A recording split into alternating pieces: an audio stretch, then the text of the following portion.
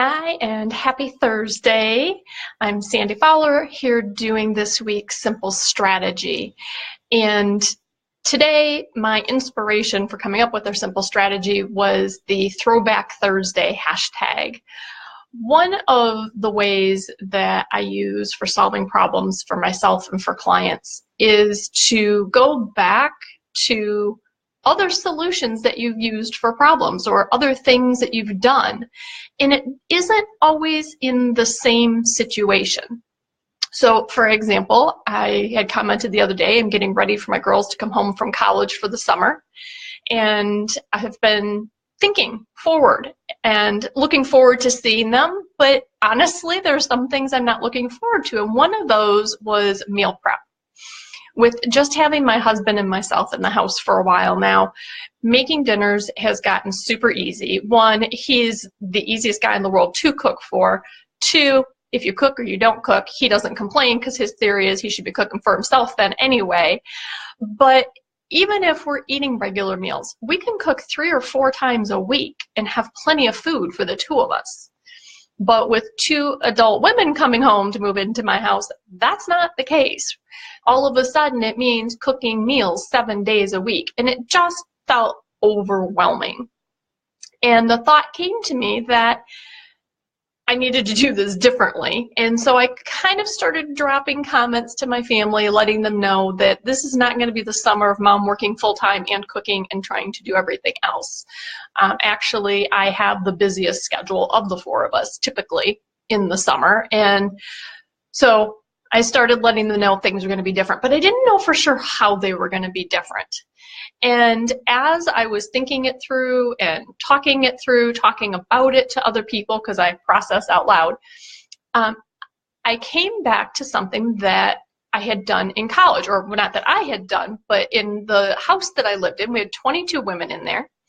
And what we did is we had dinners 6 days a week that were part of our rent. We had rent and meal plan.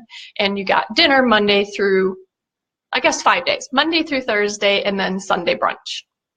Maybe it was Friday or Saturday. I can't remember that. But what I do remember is that everybody had to take a turn cooking or cleaning. You had a couple people cooking, a couple people cleaning up.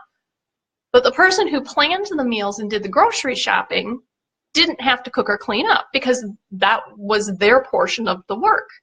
So I'm taking that idea from a somewhat similar, I suppose, but really a different situation. This isn't a communal living thing. This is a family.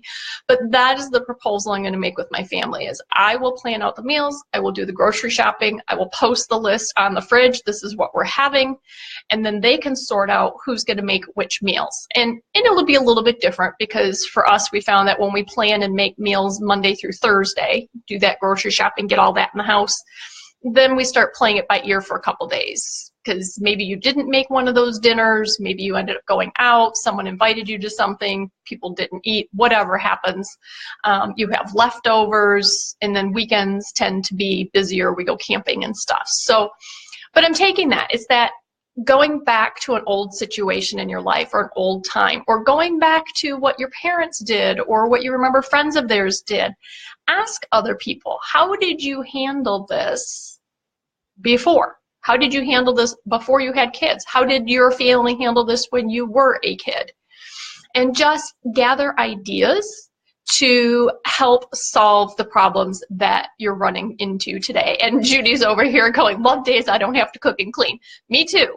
And I'm gonna see how this goes. I may decide to never cook again, just be the guy who plans it and gets it all into the house. But let me know. Go down to comments, leave your thoughts, your ideas. If you have questions, pop them in there. If you have different problems you've run into with interesting solutions, pop those in. And of course, please invite people to the Mighty Parenting group so you can share the video. People have asked us about that.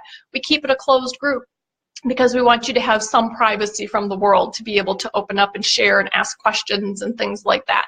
So just invite people into the group. They'll be able to see the videos.